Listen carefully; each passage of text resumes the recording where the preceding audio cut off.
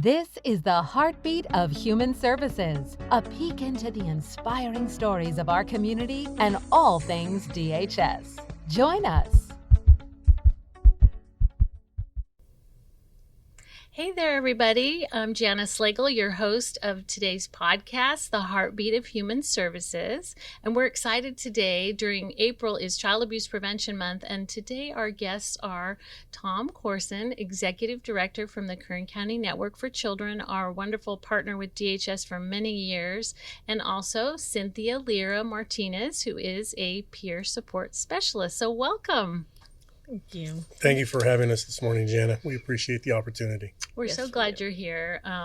And, you know, Child Abuse Prevention Month, sometimes people hear that child abuse word and they don't really want to talk about it, but we felt like it was important to talk about ways we can help prevent child abuse. And Tom, you and your agency have been doing a wonderful job in this area for many years. So, What before we start asking a little more questions, tell us about the Network for Children and how we do partner with you for that month, for this. The Network for Children was founded in 1992, and really what it is a collaboration of multiple agencies that come together on behalf of children and families in Kern County. We've been partnering with the Department of Human Services from the very beginning, both in prevention activities as well as intervention activities. So a lot of what we do, we feel like we're part of the big family here at DHS. We also have the Dream Center, which is in part Department of Human Services, because we have many of your staff outstationed there and play a crucial part. When it comes to child abuse prevention intervention in 92, that was one of our first missions and first things we tried to look at in Kern County and how we could reduce the number of substantiated cases in Kern County as well as reoccurrence of maltreatment. We do that actively today with a program called Differential Response, where we work closely with the Department of Human Services, in which our providers in 7 geographic areas receive referrals from your phone room and work with your ER social workers in identifying families that aren't necessarily needing to be in the system, but they need some sort of assistance. And our goal is to keep kids out of the system. We want them to be safe, healthy, and happy. And so we offer a variety of case management services to over 6,000 families a year, those families coming directly from your organization. And we work closely with your social workers and folks to make sure that those kids are safe. And we try to provide some of the basic needs they may need in order to be successful, because we know that the majority of cases of child abuse in Kern County are due to neglect. 1 in 4 kids in this county live below the federal poverty line. And we know poverty plays a huge role in child abuse cases in Kern County. So we've had this wonderful relationship since 1992. It was actually your department director at the time, a gentleman by the name of Don Dudley, who got together with the county administrative officer, Joe Drew, and the county superintendent, Kelly Blanton, and they came together and they formed this joint powers of authority between the superintendent of schools and the county of Kern, and a nonprofit eventually called the Kern County Network for Children. So we're part of the family. That's how we feel at the network. That's great. Since 92, and you guys have, did you say 6,000 families a year? We case manage 6,000 children a year through differential response countywide, and all of those referrals are coming from your department. And initially, we work with the social worker. We go out, we offer the family voluntary services, and over 60% of those families say, "Yeah, I do need some help." And sometimes it's as simple as making sure that they have running water and the heat going, those kinds of things. Maybe there's been some mental health issues in the family that we can link them to services. Other times it may be there was domestic violence and it's a family trying to turn things back around. But our goal, and we believe the Department of Human Services goal, is always to do what's right for the kids, keep them safe first. But if we can keep families together, whether it be with bio parents or extended family, that's the ultimate goal, is to keep our youth out of the system. Absolutely. And we've enjoyed this partnership, and we think it's very successful. When we've looked at reoccurrence of children referred to Child Protective Services that receive differential response, we see a reduction in the number of re-referrals compared to families that do not receive differential response.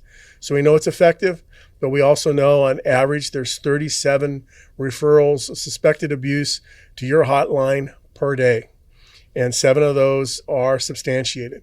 So we need to make sure we're doing everything we can in Kern County to protect and enrich the lives of our children. That's right. That's great. Well, you guys are an amazing partner, and differential response is making a difference. Absolutely. And so, and another part of what you do at the Network for Children is Cynthia's role as a peer support specialist. Cynthia, so tell us a little bit about what your role is. So before I tell you a little bit about my role, I want to go ahead and tell you a little bit about myself so you guys can understand my role. I grew up in the system. I myself was in the foster care system from a very young age. I started going into foster care at the age of 8. My family was always like, I never had a close relative that I can go to, so I experienced like homelessness. I was a teen parent. I was in a domestic violence relationship as well. I struggled with substance abuse for some years as well too. So when I got connected to the Dream Center at the age of 17, it was a big turnaround for me. They were my support system. I never had anybody until I got connected to the Dream Center. And they changed my life around for me. They helped me get housing. They helped me graduate high school, helped me with my kids in every way. I got connected to therapy and a lot of things when I went to the Dream Center. Wow. So when I turned 18, they housed me. I got into a case management program for 3 years. When I graduated my case management program, it's when Jamie, my supervisor, offered me a job opportunity there to work as a peer support specialist. And at first, it was just like a pilot program. It was something that we were going to experiment and see if it worked out. But we found it that the youth find it very helpful to have someone that is coming from what they've been through. Someone that has walked their shoes. And my job is really kind of just to hold the hope for them. Mm-hmm. You know, I know what you're going through. I've been there. If I did it, you can do it too. Like, how can I help you? The stages of change are a really hard thing for the youth. They struggle with like being able to accept the fact, like, how am I going to go from this to this? And my role is to be like, you can do it. I know it's hard, but hey, let me hold your hand and we're going to make it together. So my role is just being able to have someone that the youth can relate to. That must be tremendous for them to just trust you and know that you did it. And that's a lot that you've overcome. Yes. It's really amazing. So when you first became involved with the Dream Center, was it through the ILP program, the independent living, or no? No. So I was a runaway child. Okay. I was a teen mom, and there was never a foster home that wanted to take a teenage girl and a newborn baby together. So in order for us to not get separated, I was always running away. So I wasn't, I'm a gap youth. So I wasn't in the system. I didn't qualify for like AB12 or none of that. So I did become a gap youth. The way that I got connected was through a Clínica Sierra Vista social worker. Okay. She took me to the Dream Center, and honestly, I can honestly say that from the day that I was brought to the Dream Center till now, my life has been totally different. That is amazing. I had someone, not just one person, but I had a whole team that was looking out for me, had my back, believed in me, and was there to support me in every decision that I wanted to make. Well, no wonder. They were very smart to hire you, to have you help. That is awesome. And how long have you been in this position? So April 30th will be a year that I've been working for the Dream Center. And I bet you've seen a lot of different things since you've been a peer support specialist. I have. I also have been able to build very strong relationships with youth. I have youth tell me all the time, like, it's different to have other people telling you to get your life together or to make a difference, and then having someone that you can relate to, someone that really knows what you're going through, and they can tell you, like, it's not easy, and I get what you're going through, but it is possible. Like, let's do it together. I'm here to help you and not let you go, because I know what it's like to feel like, oh, you're just going to be here when it's good, and then when it gets bad and ugly, you're just going to leave. But I'm able to be like, no, I know what it's like to be when it's bad and ugly, and I'm going to walk you through that. I'm going to be with you and support you through all of the decisions. Wow. And Jana, this is an example of walking, breathing child abuse prevention, because what she's doing is intervention with kids that are in the system or have been, like her, a gap kid, that are struggling. And the goal is not to repeat the cycle. And we know so many times our families are people that it becomes generational to be in the system. And she works very hard to break that cycle. And she's an example of the cycle being broken, but she's also an example of somebody paying it forward by helping others break that cycle. And I know between the social workers from the Department of Human Services there, our case managers and others, she is very, she's an effective tool in getting the kids to kind of respond in a different way. And it's been exciting to watch her work, and she's been so successful. We have several additional peer support specialists now, and we've come to believe that they're probably as effective, if not more so, than some of us that have been doing this for 35 years. I think the trust issue alone right there is huge, that sometimes they listen to us and they look at us and they think we can't relate, but you sure can, and you've been through it, and you were homeless and and run away, and look at you, and you're so articulate. Yes. You communicate very well. I've learned a lot from the people that I have at the Dream Center. They have been like my biggest support. I'm constantly always learning something new from them, and I feel like one of the big things is a lot of the youth have a problem trusting people. If you couldn't trust your own parents, the people that brought you into this world to protect you, like, what makes you think that anybody else is going to be able to do that? But at the Dream Center, I was able to find that. I was able to find people that care, people that are genuinely going to support me. And even if I mess up, they understand it. They know that I've been through things and I'm not always going to make the best decisions. And they just walk you through it, and they support you, and they help you come back from everything that you're going through. And we wanted to make sure her voice was heard, not just with our youth, but at a policy level.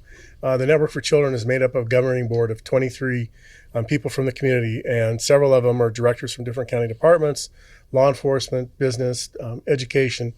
She is now a Kern County Network for Children governing board member. So she has a voice in how policy is shaped in Kern County. For instance, your CSA that is being done, which is your 5-year plan for child welfare services over the next 5 years that's being completed. It'll be presented at our board meeting, and Cynthia will be able to have input in that, but also provide direction to us on how we should be providing services and what it should look like, because her voice is important, and she's an important player at the table. So she'll get to sit with your director, Mr. Lito Morello, and be able to have conversation and hopefully provide all of us with the guidance we need to be more successful at the kind of work we do. This is a great model. I bet you're going to get asked to from other counties how to do something like this, Tom. You probably already have, but what a great model to have you sitting at the table sharing. And when you were talking about some of the reasons that you ran away, I was thinking that could be a policy change, that to try to find homes for children that have babies, what we need to do better in that area, right? I think that a lot of it, one of the reasons that I struggled so much was because I was a ward of the state. I didn't want my child to be a ward of the state. Like, yeah, my mom left me, but I would never leave my child. I'm going to do everything in my power to not be like the person that left me. And knowing that every day while I was at Jamison Center, they would tell me, like, we can't find a home that wants to take both of you guys. Like, and I didn't want to be separated from her. I didn't want her to become a ward of the state. Yeah. So I would always just be like, you know what? I'm going to make it out on my own. I'm going to make it out on my own. That's amazing. But I think that if I would have had a family that would have took the chance on me, I would have been able to show them, like, it was worth it. And I ended up did find a family, which it wasn't even through the foster care system. It was someone that I met through Youth for Christ. And they took me in. They took me in, and they took my daughter in, and they gave me the opportunity to go back to high school and graduate. And I was working full-time at McDonald's. And they took that opportunity on me that no one else would, and I made sure to do everything in my power to show them that it was worth it.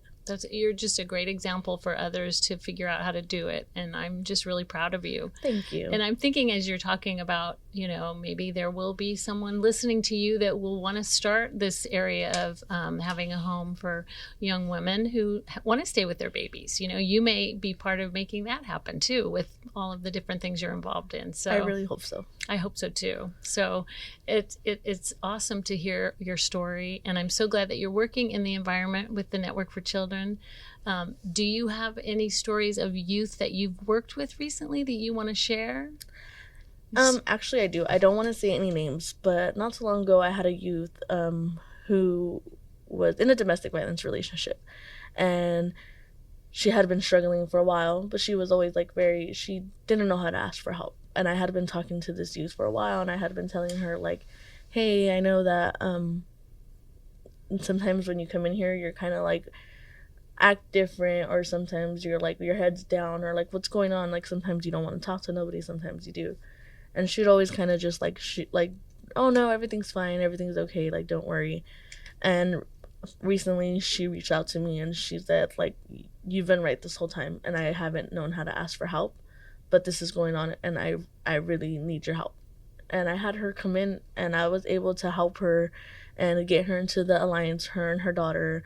And she always tells me, and she still texts me today, every morning she texts me and she's like, thank you, because I wouldn't have had the strength to actually get out and ask for help if it wouldn't have been for you reminding me every day that I'm strong enough to do so. So you recognized just watching her body language that there was something going on, it sounds like. So you kind of knew. Yeah. And then you knew about resources to help her and get her. That must be very gratifying for you to see you're affecting change like that. Yes. One of the biggest things was I hid my DV for so long. Like, I was very good at hiding it, and no one ever knew that I was going through it.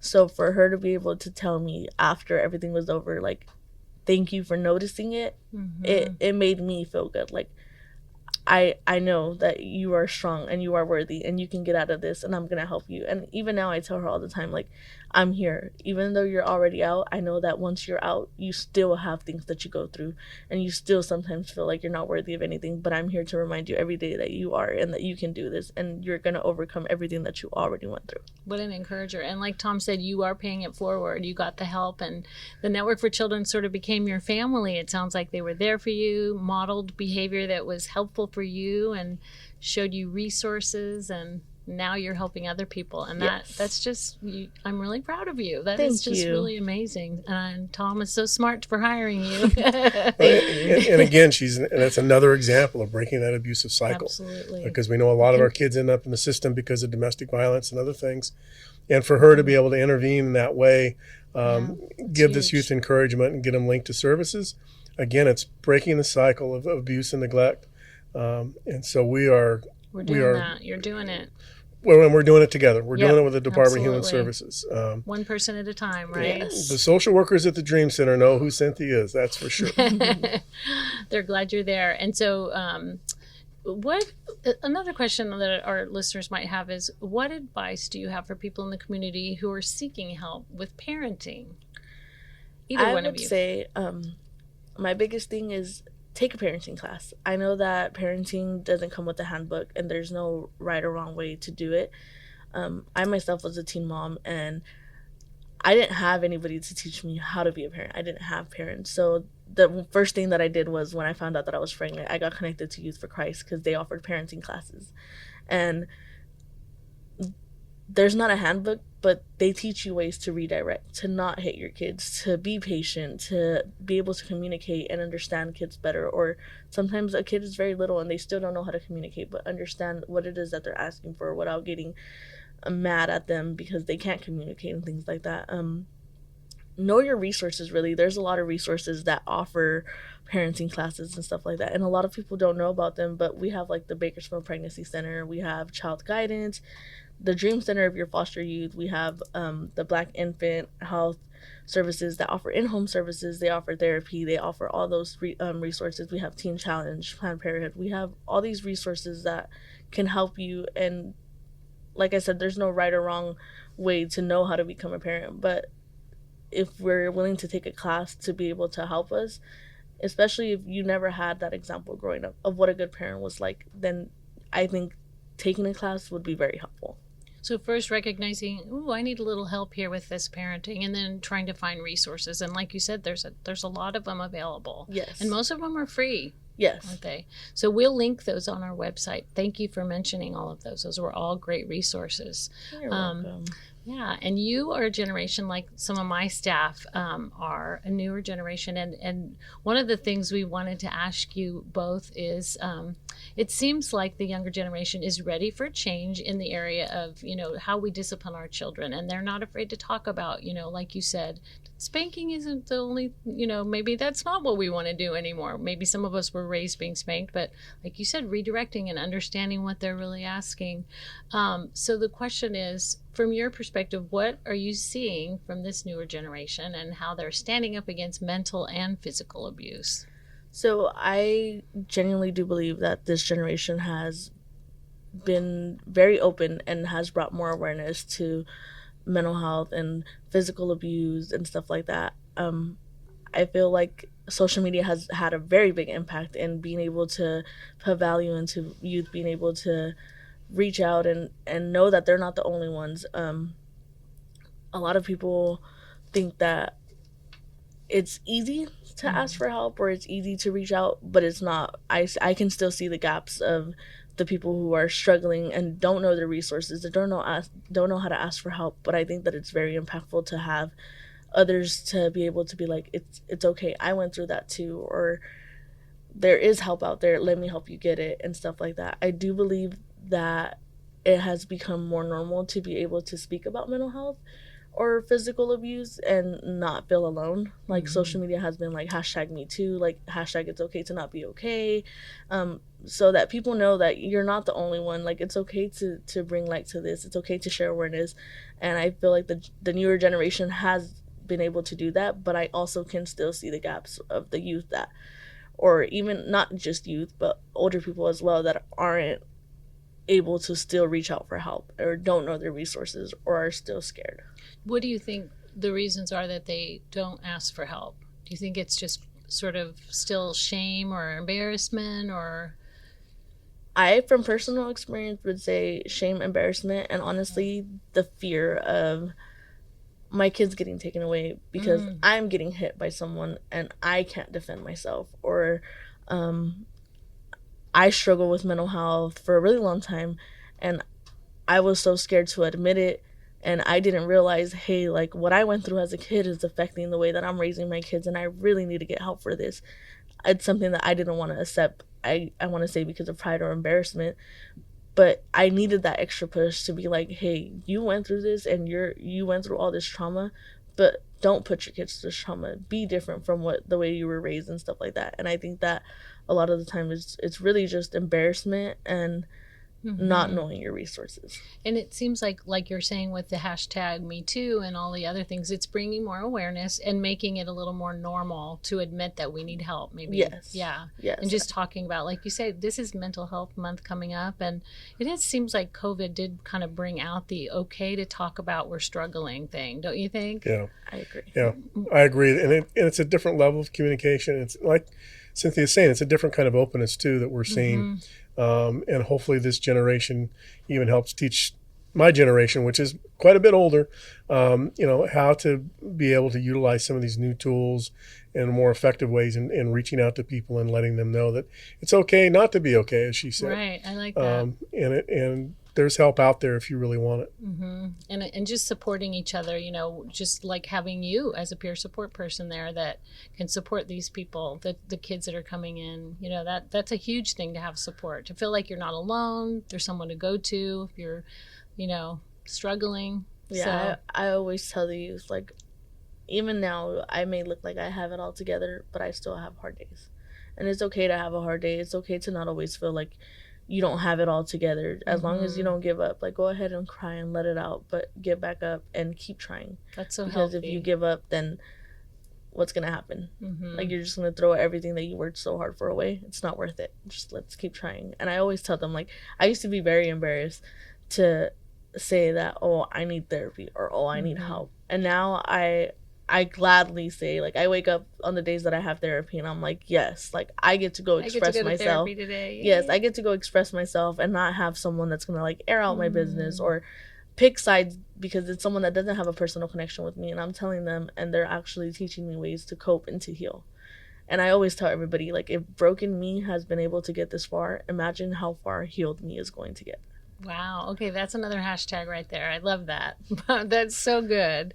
Yeah. You and your generation and my team here with their generation, you guys are affecting a lot of change, and I'm just like Tom said, we can learn from you too, right? There's so much to learn from how open you are. So, and Tom has already talked a lot about how the Department of Human Services and the Network for Children work together. We really are a team in this effort to stop child abuse and to break these cycles, and there are so many resources out there. I love, Tom, how the report card that your agency puts together really gives us a picture of the community and shows us where the needs are. Are you guys putting one together for this year as well? It's more of a data snap because we're moving to the new generation. There's a website that has some stuff that it's updated constantly now that's being done by another group. And so we refer to that. But we do every year put out, as you said, a snapshot of what Kern County's kids look like. Mm-hmm. We look at everything from graduation rates to poverty level to child welfare. And we think it's good, and we put it in language that's not just made for those of us in the business, so to speak, but to communicate to the outside community that, this is what our community looks like. And we need to work not just as governmental agencies or education or something to address these issues, but as a whole community. Yeah. Because aunts and uncles play a role, neighbors play a role, the person that's working at the Rite Aid plays a role in making sure that our kids are safe. Yeah. And so we try to communicate to the community what some of our needs are, what some of the gaps are, and hopefully, an educated community is a community that's going to want to come together for addressing some of these issues. And the kinds of support we get, both in the child abuse prevention intervention world, as well as with our Dream Center youth and stuff from the outside sector or the private sector, I guess, and other groups, nonprofit groups or church groups and others, has been tremendous. And we couldn't do it without support that's non-governmental. Yeah. Well, the Network for Children definitely leads the way in collaboration and just bringing so many different entities together to work on child abuse prevention and breaking the cycle of abuse. So is there anything that I missed that you guys would like to share about the efforts that are being done for protecting and preventing child abuse? I think that you guys are doing a great job. I love what you're doing, Cynthia. Thank you. Really, really do. And I do want to take the opportunity to thank the Department of Human Services staff, both on the child welfare side, CalWorks side, everybody together. I mean, this agency has such an important and crucial role in playing and making sure that our families and kids have opportunity and can thrive in this community. And I know we couldn't do our work, and many other organizations and other agencies couldn't do their work without this department. So this department is key to making this community healthy. Your staff work hard. It's difficult work, and we understand that, but we appreciate everybody in this agency and organization and what they do for kids and families in Kern County. And we thank you for that. We enjoy working with you, and I love this community. Kern County really is a very generous community that works together. So we do need everybody's help in preventing child abuse in Kern County. And if anyone out there, has more questions about child abuse prevention, you could go to our website at kcdhs.org. And then the child abuse hotline is 661-631-6011. You can also check out the Network for Children, which is it kcnc.org? www.kcnc.org. Okay. And you guys have a lot of information about child abuse prevention on there too. So thank you both for being our guests today on the Heartbeat of Human Services. It was wonderful to hear from both of you. Thank you. Thank you, Jana, for the opportunity. Yes. I'm your co-host, Paula Hernandez, and let's get into today's Mindful Minute. We will be talking about painting and its benefits. Many people put themselves in either the right brain or left brain box when they're younger, and then decide that is who they are for the rest of their lives. But when it comes down to it, anyone can benefit from painting. Painting offers an emotional release or outlet for people that struggle with stress. Focusing on painting allows a person's mind to relax and let go of all the problems and demands that may have led to that stress. And the best part about painting is that it doesn't have to be perfect. You can let out your emotions onto a painting and call it a beautiful abstract expression. There is a reason why there was a whole expressionist movement in the 20th century, with famous painters like Vincent van Gogh at the forefront. He purposely used impulsive applications of paint and colors to express his emotions. But please do not become a romanticized, tortured artist and cut off your ear in the name of art. So pick up a cheap canvas, painting tubes, and brushes from the Dollar Tree today and test it out. This has been your Mindful Minute.